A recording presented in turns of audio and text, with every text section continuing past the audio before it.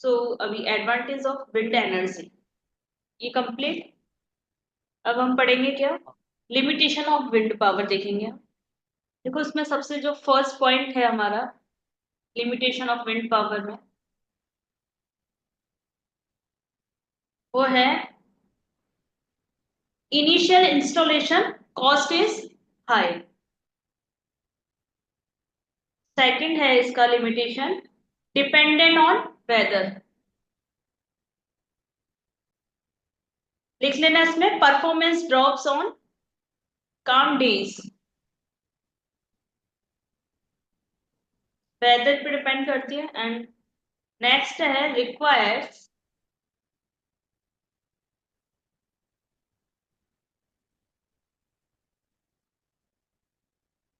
Large open space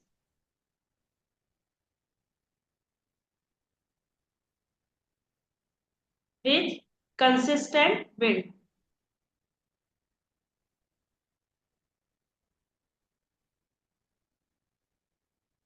and fourth है हमारे पास में point noise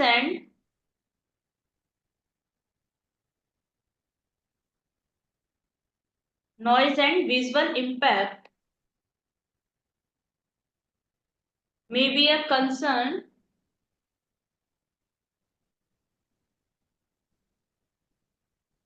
concern for some areas। Clear, limitations लिख ली होंगी आपने। हाँ। अब मैं बात करूंगी समरी, समराइज कर देते हैं इसको हम, देन क्वेश्चंस बताती हूँ मैं आपको। हाँ।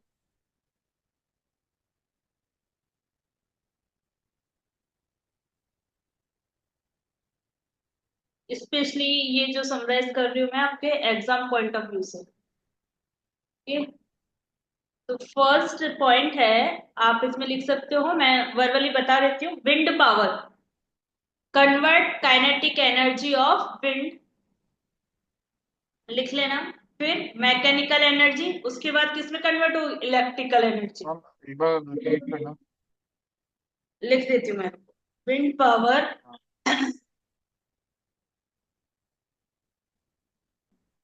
देन क्या होगा, mechanical energy, mechanical energy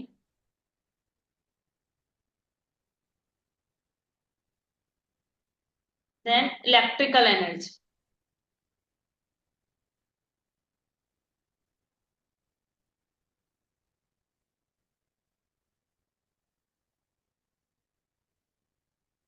electrical energy.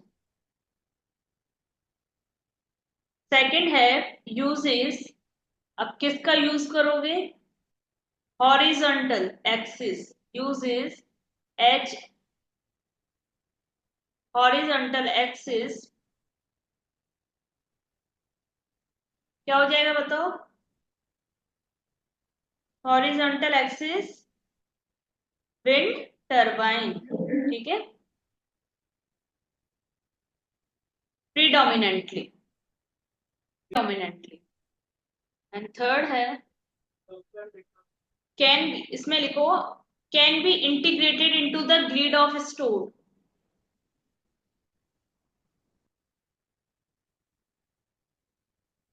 Next है environmentally friendly and cost effective over long term, लिख लो आप।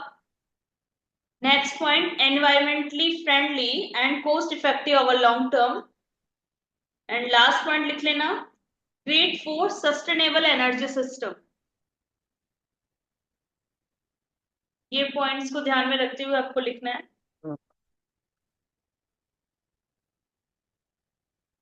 अब क्वेश्चंस कैसे पूछे जाएंगे वो मैं आपको बताती हूँ, क्वेश्चंस लास्ट कैसे। पॉइंट क्या था? Last point environmentally and cost last effective point for था लॉन्ग आपके टर्म, उसके पास बाद में, yes, great for sustainable energy system.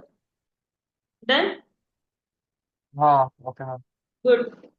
अब देखो क्वेश्चंस आपके एग्जाम में किस तरह से आएंगे इस टॉपिक से।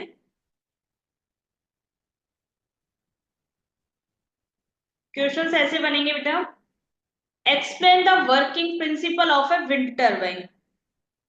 ये इजी क्वेश्चन है, इस तरीके से बनेगा। और नेक्स्ट क्वेश्चन मैं आपको बताती हूँ, explain how wind energy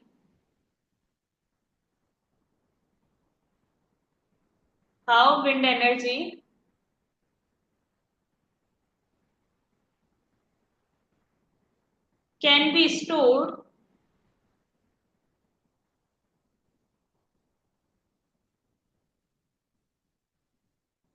stored and utilized during,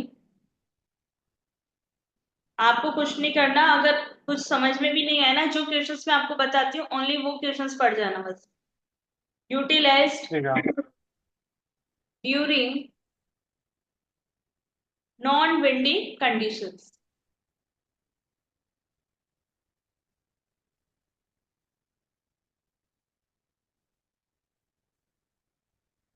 and इस तरीके से भी आपका क्वेश्चन बन सकता है, डिफरेंशिएट बिटवीन HAWET। क्या है इसका मीन बेटा, बताओ।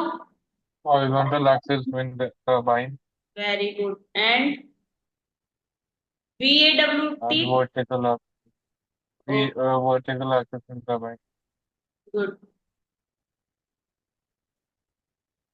और नेक्स्ट क्वेश्चन ऐसे बन सकता है, discuss the challenges and limitations of wind power generations.